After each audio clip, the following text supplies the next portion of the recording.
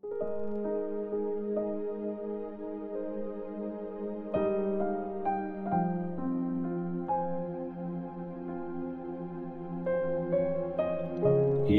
chapter 12. Ang Diyos na tatay natin. Kaya nga, since nakapaligid sa atin ang maraming taong namuhay ng may faith, alisin natin ang lahat ng nakaharang at ang kasalanang nakakapit ng matindi sa atin. Matyaga nating takbuhin ang race hanggang sa matapos natin ito. I-focus natin ang mga mata natin kay Jesus. Siya yung naglilid sa atin para makumpleto ang faith natin. Tiniis niya ang kahihiyan na mapako sa krus kasi alam niyang magiging masaya siya sa huli. At ngayon, nakaupo siya sa kanan ng trono ng Diyos. Isipin niyo na lang kung anong pinagdaanan niya, kung paano niya kinaya ang pahirap na ginawa sa kanya ng mga makasalanan. Kaya huwag kayong manghina at sumuko. Hindi pa naman kayo umabot sa point na muntikan kayong mamatay sa paglaban nyo sa kasalanan. Nakalimutan nyo na ba ang paalala ng Diyos sa inyo bilang mga anak niya? Anak ko, makinig ka kapag kinokorek ka ng Panginoon at huwag manghina ang loob mo pag dinidisiplina ka niya. Kasi kinokorek ng Panginoon ang mahal niya at dinidisiplina ang tinuturing niyang anak. Tiisin nyo ang pagdidisiplina sa inyo. Ibig sabihin kasi niyan, tinuturing kayong anak ng Diyos. Meron bang anak na hindi dinidisiplina ng tatay niya? Kung di kayo dinidisiplina na katulad ng lahat ng mga anak niya, hindi kayo tunay na anak.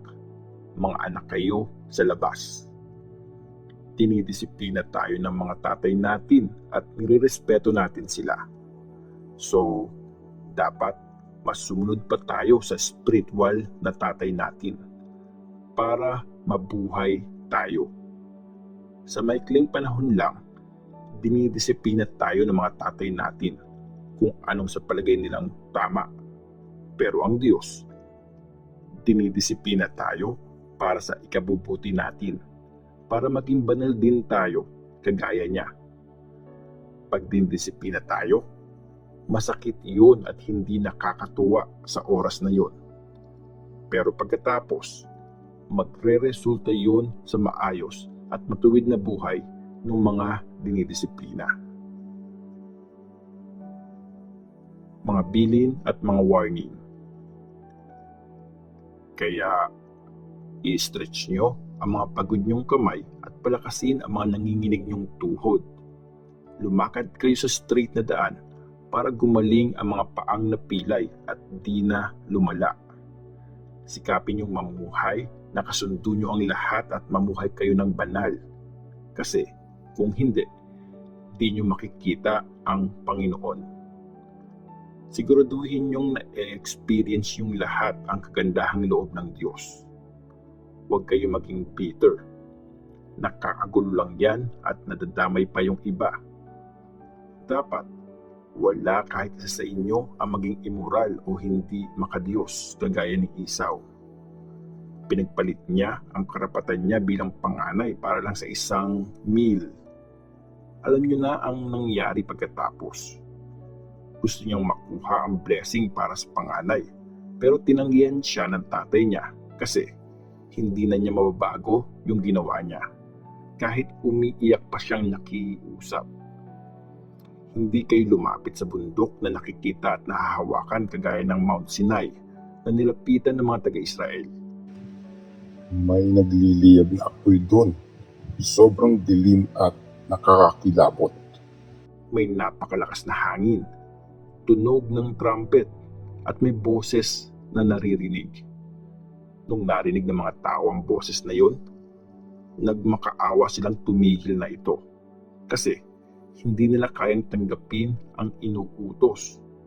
Kahit sinong tumapak sa bundok, maski hayop pa yan, dapat batuhin hanggang sa mamatay. Talagang nakakatakot yung nakita nila. Kaya nasabi ni Moses na nanginginig ako sa sobrang takot. Pero kayo, sa Mount Zion kayo lumapit at sa city ng buhay na Diyos, ang Jerusalem sa langit, at nandun ang mga libu-libong angels. Nagpunta kayo sa masayang pagtitipon ng mga panganay ng Diyos. Nakasulat sa langit ang mga pangalan nila. Ang nilapitan nyo ay ang Diyos na judge ng lahat ng tao. At nandito din ang mga espiritu ng mga maputing tao na ginawang perfect. Nilapitan nyo si Jesus. Siya yung naging daan para magkaroon ng bagong kasunduan. At nilapitan nyo rin ang winisik na dugo na nag-promise ng mas magagandang bagay kaysa sa dugo ni Abel. Siguraduhin niyong makikinig kayo sa nagsasalita sa inyo. Kasi kung hindi nakatakas yung mga hindi nakinig dun sa nagbigay sa kanila ng mensahe dito sa lupa, lalo na tayo. Hindi tayo makakatakas kung tatalikuran natin ang nagsasalita galing sa langit. Noong mga time na yon, niyanig ng boses ng Diyos ang mundo.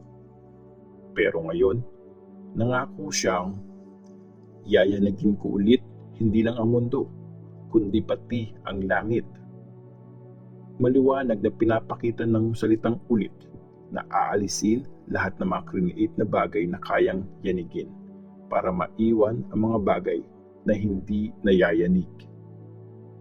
Kaya maging thankful tayo dahil nakatanggap tayo ng isang kahariang hindi mayayanig. Sambahin natin ang Diyos sa paraang matutuwa siya. Gawin natin yun na may takot at paggalang. Kasi totoo ngang nakakawasak na apoy ang Diyos natin.